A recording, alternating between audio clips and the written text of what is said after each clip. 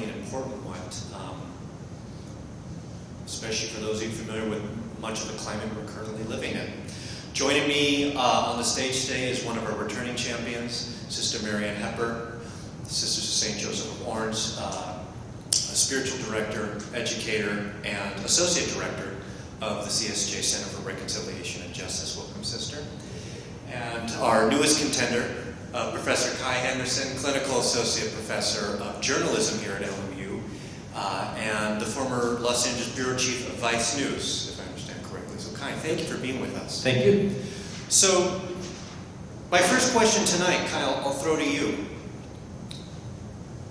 Without kind of giving away too much of what we might see tonight, although I imagine some people can imagine having seen the trailer, as a journalist yourself, how do you find the day in the life of these journalists that they experience? How truthful do you find that in the sense that is it unique to their location, or is it more of kind of a state on the whole of journalism at the moment? That's a good question. I think it's definitely a statement on the whole of journalism. I don't want to say too much per se about Brazil and Mexico just because I don't live there. I'm not as familiar. But in terms of their day-to-day, some of them, it's not like most journalists, because some of those journalists are awesome and they're literally risking their lives. Most journalists don't do that, to be honest, and they're truly acting as watchdogs against the powerful and corrupt. And that's, I would say, the most important role journalists play, but not all journalists play that role. There are many, many jobs in journalism, and the vast majority of them are not going out and doing what these four journalists are doing. Do you find this conversation right now that we're having, and what this documentary covers in terms of the state of journalists as being their livelihood and their life, and perhaps even the profession itself being threatened, is this something new? Has this been going on for history? Because I know there's a tendency sometimes to romanticize, the journalism of the past here in the U.S. So for a lot of us, it feels like this is a new phenomenon. But is it truly a new phenomenon, or are we just only hearing about it now? It's not a new phenomenon. I think, again, speaking just of the U.S., I think the degree that public figures feel comfortable demonizing journalists and even calling for their physical harm, that's certainly something we haven't seen, at least in a long time. But I mean, James Adams, the second president of the United States, basically passed a sedition law that made it illegal for journalists to say anything bad about him, and they could be thrown in jail or deported. So it started very early on that people in power were sick of journalists holding them to account. Old habits die hard, it seems. So let me ask you this, if I may. In light of what we know now, too, especially for those of us that are outside the profession, looking in, why go into this profession? What calls people into this profession, if I may ask? Perhaps for you specifically, if you feel even comfortable speaking to your own personal experience, what calls you into the profession of journalism? Why go into this profession is exactly the question my mother asked me when I said I might major in it. Did I say James Adams earlier? John Adams. To be honest, myself, when I was in high school, I wanted to major in creative writing or something along those lines. But again, mother wasn't thrilled about that, so journalism sounded more like a job than creative writer or journalist. But it became something I really enjoyed, and I really, when I was younger, I just wanted to kind of move to New York, work for magazines, have fun, do more consumer magazine-oriented general interest stuff. And that's what I did, and it was great. And then as I got older, I started to really want to do some more serious stuff. And that's when, it was really just like I thought, man, I gotta change. And like the next day Vice News called, it was really serendipitous. And when I left Vice News in 2017, I was really burned out, really jaded about the journalism business. And I use the word business intentionally because it's really driven by business, by money, in all these different ways now. But it sounds corny, but I gotta say, I started teaching here as an adjunct not long after that, and have stayed since. And while I worry about journalism writ large and the ability of journalism and journalists to figure out how to make good journalism a business, especially local journalism, I don't have faith in that, but I have faith in the students I get to work with. And I trust that they're going to go out and figure out how to keep this going. And I always tell my classes, figure out how to make journalism a business and you'll be rich and famous. So fingers crossed one of them will do that. What do you think the future might hold, thinking of your students, for journalism? Do you think we'll kind of move away from the ratings and the money that's kind of influenced much of journalism today? Or is that going to continue perhaps in a different way? Right now, it seems like the two business modes that work are nonprofit journalism, which is really interesting, really exciting. It's not new, but it's becoming more common. ProPublica is an amazing outlet that I think is probably the vanguard of that model. And the other model is having a rich person own you, who maybe isn't super concerned about losing money. Although eventually they become concerned about losing money, as Jeff Bezos recently did about the Washington Post. But it used to be that journalism or owning a newspaper or whatever was considered sort of like a civic duty. Like people who had made a lot of money in other industries, they wanted to own a paper so they could say they were helping that fourth estate survive and helping truth come out and keep making sure that the powerful weren't abusing the less powerful and all that stuff. But that was when a newspaper could mint money. And now it's kind of the opposite, especially local news. And so there aren't that many rich people who are stepping in to kind of do a civic service almost.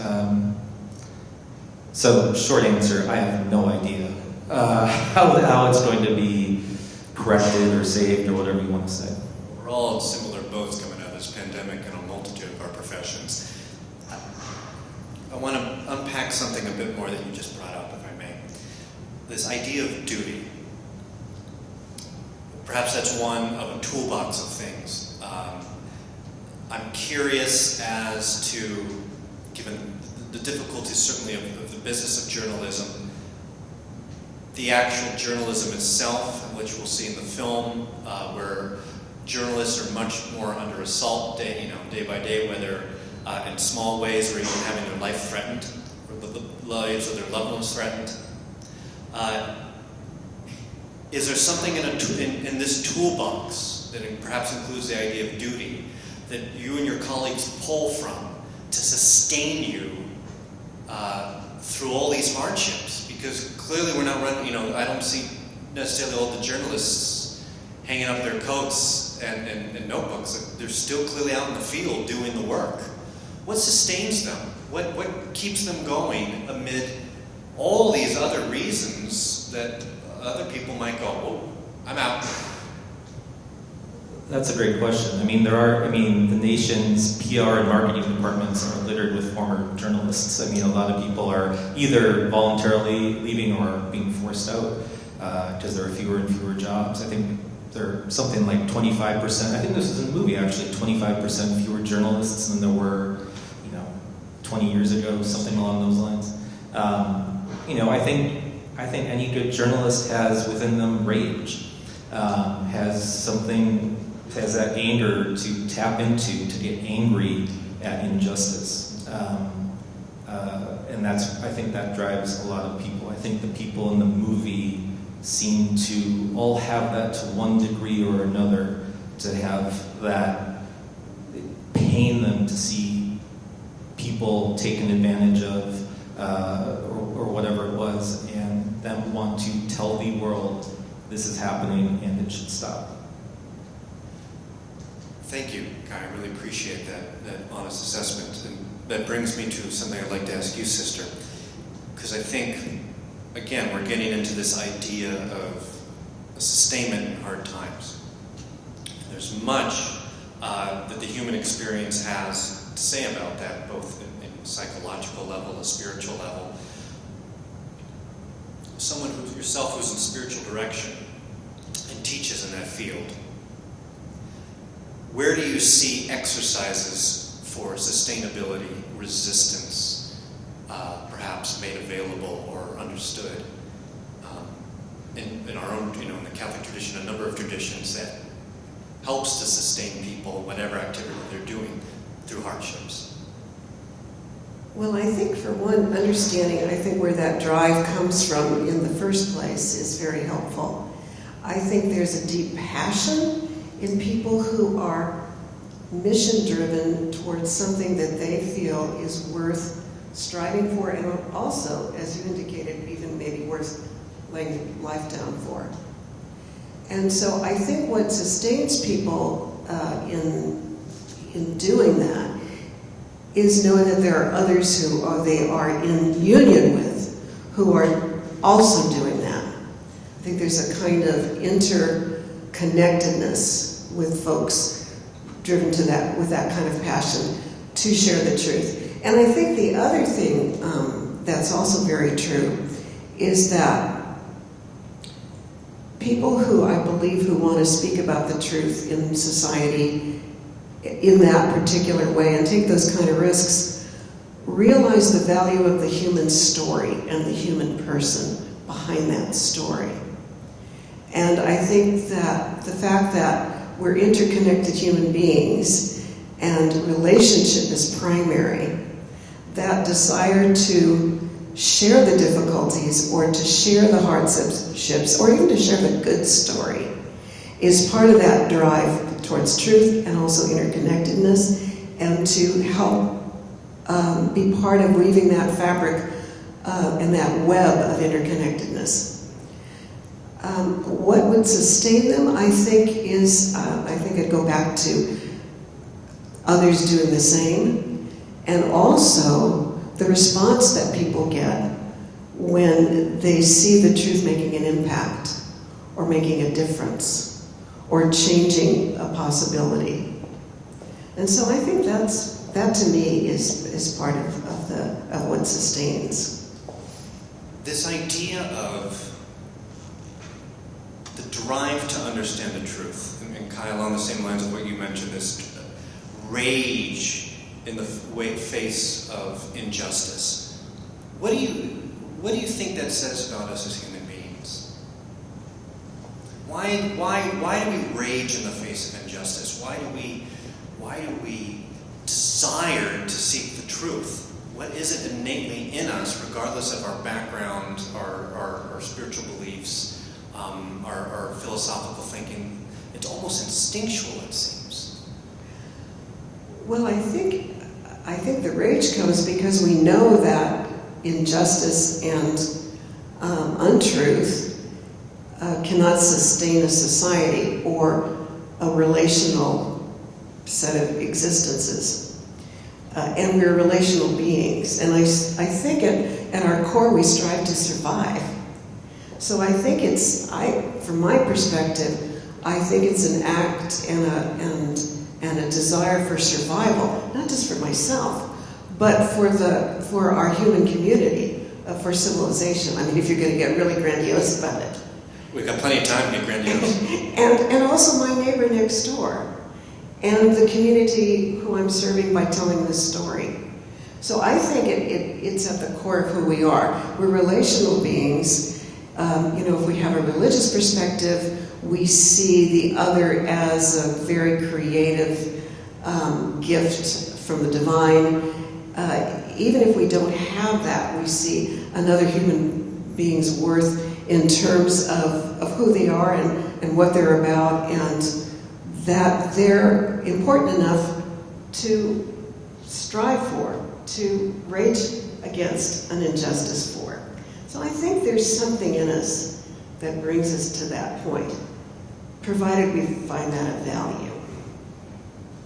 Kai, is that your experience? Does that sound like a similar experience for yourself and journalists in the field? Just that desire? I think everybody has it, whether you're a journalist or not. You have that, I think you used the word instinctual desire to know what is going on around you or what's going on over the next hill, right? Even if it's not in your immediate vicinity, I think it's just programmed into us because, many years ago, is there a saber-toothed tiger over there? And now it's very different, but we still have that. And I think, there are so many, I think the movie talks about this, there are so many news deserts in the U.S., places where there's very little or no local news coverage. And, that basically does two things. One, it allows local officials to, again, abuse their power to become corrupt because there's no one there to watch over them, which in turn makes people living there dislike and resent government. And the second thing it does is, I think, make people scared because they don't know what's going on around them. They don't know how to tell how to know. And there are many, many people in the U.S., many politicians who are all too eager to step in and say, I got you, I'll tell you what's going on. Only I know. You have to listen to me if you want to know what's going on. Everyone else is lying. So follow me and I will tell you. You see a lot of that. And I think it's not an accident that I've never looked at maps, but I would guess if you maybe looked at certain electoral maps and news desert maps, I'll bet there'd be a lot of overlap, is my guess. In that void of information, and thinking of this, desire or instinctual desire to seek truth and information, is that where misinformation begins to flourish? I think the short answer is yes. Again, if people feel they don't have answers they need, they go searching. And then if someone says, I know how you feel, you can only listen to me. If people get roped into that, then yeah, those people can tell them whatever they want to tell them. And the people will believe it because they want to believe something. And if they're told time and time again that they can't believe anything else, well, they're going to believe something because people just have to. So I think that's definitely a big factor. I mean, then there are practical reasons, of course, social media, the internet, etc. But yes, I think you're right. I certainly agree with your assessment too about the need to believe something. Sister, is that something that's something humans need to? Is that another thing, the need to believe in whatever that belief might be, the desire to believe in something that's other than themselves? I would say so, and that, of course, comes in many forms. I think people have a desire to and I think they have a sense of it. I think it's something that that they realize there's something larger than themselves by looking around at what exists and what's come before them and what's possibly going to come after them. I think that there's a seed of curiosity. And I think that curiosity can take many shapes and forms, and it can, the fruit of it can be, varied. But I think at many people, at their core, is this curiosity about what is more, what's possible, what is really sustaining me. And I think people have touchstones in their experience in the natural world, as well as in relationships, of something that's that they know moves them that's beyond their own imagination or their own psyche. And I think there is something to that. And of course, I have a belief in that because of my own belief that that whole inner spirit and that creative reality that formed me is in me. So I have that, archetype in my own experience. However, I think it is found in individuals in different ways and different expressions. When we talk about these types of things like spirituality, is it innately tied to justice? Can we separate those two? Because right now it sounds like we're talking, it really seems that they are so innately intertwined that in some respects you can't separate them. Yeah, I would certainly say that would be true for my own, the roots of my own religious congregation, which at part of their core are Ignatian. Ignatius talks about being a contemplative in action. And what are you acting about? You're acting for the health, the well-being, and we say the dear neighbor without distinction, a very French phrase. But it's about everyone, serving everyone you see, regardless of who they are or what they're about, in order to better or to help or to assist, or in the religious language, to do the corporal and spiritual works of mercy, feed the hungry and so forth, visit the imprisoned, all those kinds of things. And what's the point of it? To sometimes right or wrong, to secure right relationships, to help provide for people for what they justly deserve. And so I would say the two things are very, very closely aligned. And you can't have one without the other, I don't think.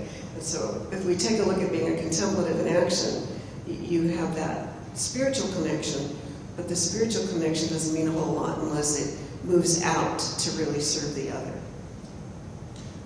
I'm just curious, so you can't have one without the other? Are you saying that you can't have either without the other? You can't have justice without spiritual belief? I think what you can have without the other, if you have a spiritual core, there's something I think that drives a person to justice. It might not be in the religious sense or using spiritual language, but there's a sense of mutual relationship, kindred spirit with another. I think that can be the driving force as well. Maybe that's the way someone would translate it. I can't see another in distress like this. I can't see another friend or neighbor or human being suffering in the way a particular individual is. So I think it can be driven by an actual spiritual reality that someone has become aware of, or that other force within themselves that drives them to seek the good. That'd be another way I would say it, I think. I'm mindful, too, of the building we're in today. So there's going to be we're going to turn a little bit left here. We're speaking tonight at the Playa Vista campus. And as I look out the window here, I can see the other wing with our colleagues from Facebook. And it doesn't look like anyone's working late tonight, so I'm free to ask this question, although we will be posting this on their platform later in the week. Kai, in what ways has social media changed your industry? Inquiring minds want to know. How much time you got? I mean, it's in every way. The way that news is written, the way it's disseminated, the way it's consumed. When I talk to students, especially in our introduction class, mostly freshmen, but others as well, of course, one of the first things I ask them is, where do you go for news? And the most common answer is social media.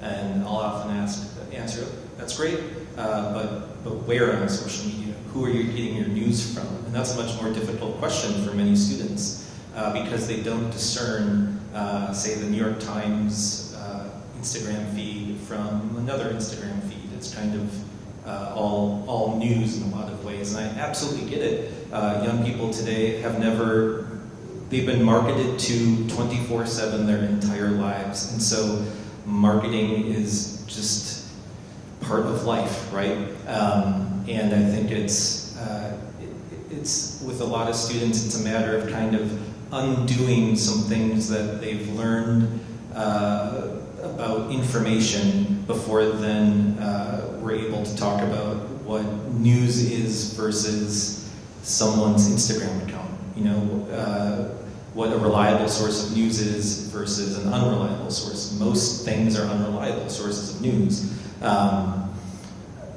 You know, even that, it's social media has made it difficult to even define the news. I mean, just in every way.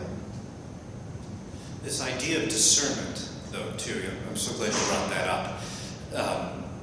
You know, since we talked a lot about this in our own tradition here, and this is in many spiritual traditions and ways of life, there is this idea of discernment, but it really is heavily articulated in the Ignatian traditions. What do the spiritual traditions here have to say about discernment?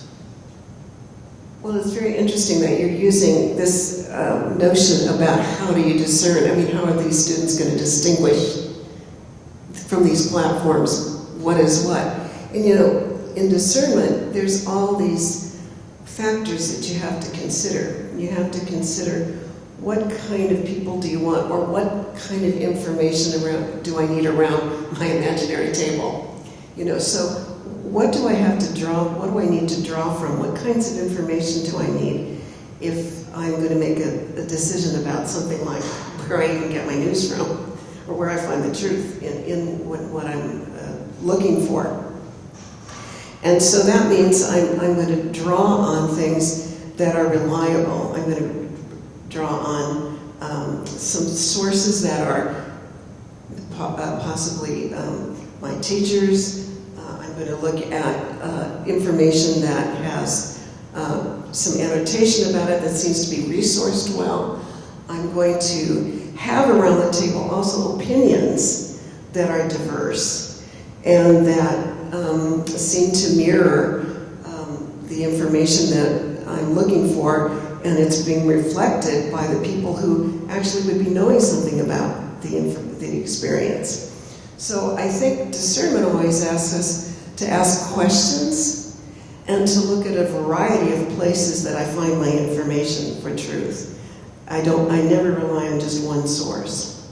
And then together, it helps us formulate what we're really looking at. So discernment really, and we look within ourselves then. You also take a look at that in light of your own personal experiences. What has been true for you? What seems logical to you? So I think it calls on all those different ways of researching, of gathering information, of if it's information that concerns a certain group of people or people with a certain kind of background or expertise, that I'm actually going to those people for the information that could help me discern the truth of a matter. So I think that reality about the process of discernment would be helpful. Kai, if you had a magic wand along these lines, Because I don't. if you do, pull it out, because I would need you to cast a few spells. It'd be great. Let's say you have it, and you're able to cast a spell on all the readers in the United States, all the people that consume media. How would you wish them to discern what they're taking in today in light of how things have changed, especially with social media? If you could make pretend everybody was your undergrad student, if you could make them discern the news the way you think as a journalist, what should they be doing? We know they're not going to do it, but yeah. Well, one thing would be I think every high school should teach, I took civics, but I think that's not taught as much. And I think every high school should teach a media literacy course at the very least that maybe incorporates some civics. I talk to students who often they desire it, but they haven't been given as much as they wanted in high school. I think that would do a lot to solve certain problems that we're having. In more practical terms, I suppose, one thing I would tell people is somewhere where you're getting your news, if their main job or their only job is not to report the news, maybe move on. Maybe don't get your news from there. I mean, that it's not a hard and fast rule, but and that really that falls into the literacy category. I really think we need that to be taught to young people a lot more. What do you think the state of media literacy is right now, particularly in our country? Really bad. People are believing people and places and outlets that they should not believe. And I get it. I understand why people feel that way. We talked earlier about news deserts and the need to know what's going on around you, and when you don't, you'll latch onto anything that feels like it is finally giving you the truth and the information you need.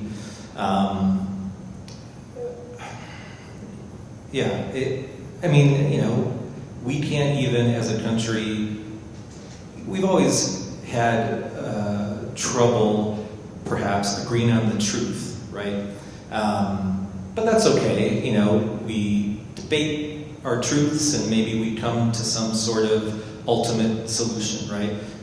Benjamin Franklin was the first in his Apology for Printers, which was published in 1731. He made this argument that newspapers should be this public forum where people can present their ideas and the truth will out through that debate, right? That's definitely not the case with media at this point. But we can't even agree on facts at this point.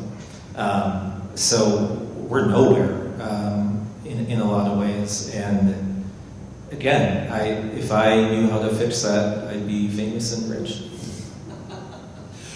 Sister, what does it say for us as people? The deep desire to seek truth, even if it's a falsehood. I think we want something that we can stand on, that we know will uphold us and take us over the long haul. I don't think we like the idea of, walking a tightrope. So I think, without a net. So I think that our deep desire to find the truth in whatever form we search it out is I think for that reason. And I think we want something that will support us, and I think we want something that will help us make sense of our own experiences and our own life and our relationships with others in that life. So I think that's part of the desire. The problem, I think, sometimes enters into the fact that we have conjured what is best for us in that discovery. And it may not be the kind of reality or truth or product that really can offer truth.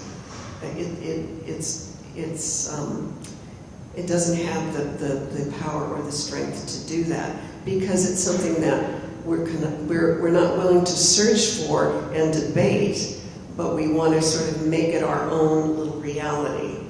And then what happens to us, it falls apart when we realize that it's not substantial. So I think that's where the issue comes in. And then we get disillusioned, and then we go to these extremes about there is no truth or there is no reality. It's all about relevancy to what I need or my little community needs.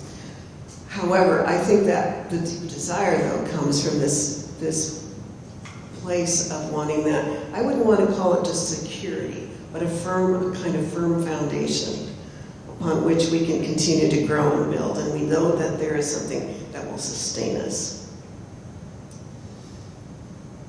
This film we're about to watch can certainly give you can certainly put you in a depression. The sense that the world is simply coming unraveled. I think of not just journalists, but a number of professions that labored through the pandemic especially, and have been received with vitriol and hate. The medical community, the academic educational community, the civic service community.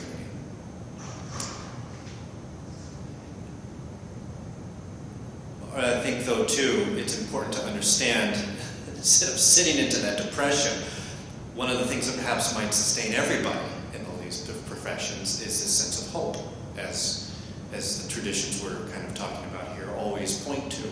So perhaps we can close with this question, and I'll start with you, Kai. What do you see as a point of hope for journalism, or perhaps our illiterate media community? Is there something to hope for as we emerge from the pandemic in the next few years? I think there's certainly something to hope for, simply a better world where some of these problems are solved. But I think, journalists can be nihilists and skeptics. And I go back, I don't think about hope getting us out of it as much as I go back to thinking about rage getting us out of it and driving people. And maybe those are kind of two sides of the same coin, or two ways to say similar things. But I want people angry and motivated to work hard to make things better. But people are motivated by different things, of course. Not everyone is motivated by rage. I might be showing a little bit of myself here, but I like to see people angry at injustice, and we see. I feel like we're seeing that maybe more in the last several years than we have before, and there was certainly injustice before. And my hope is that rage is not just screaming into the wind. That there will be, and I think there already has been, like, real change because of it. Sister. I think that the younger generation, seriously, it gives me a lot of cause for hope.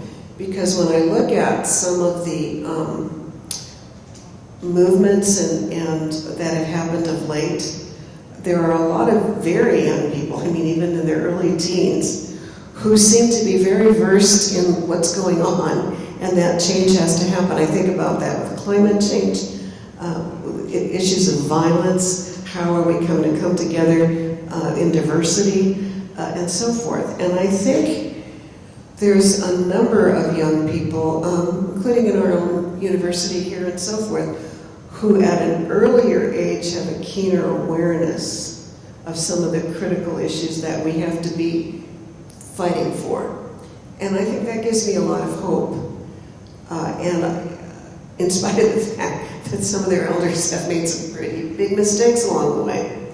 And I think that gives me a lot of energy. And it wants me to continue what I do because I want to be in support of that new generation. Because we have to rely on that. And I feel I need to believe that this will carry us through and continue to carry us through. Kai, MaryAnne, thank you both very much for this conversation this evening. For those of you joining us online, we will be taking your questions next week.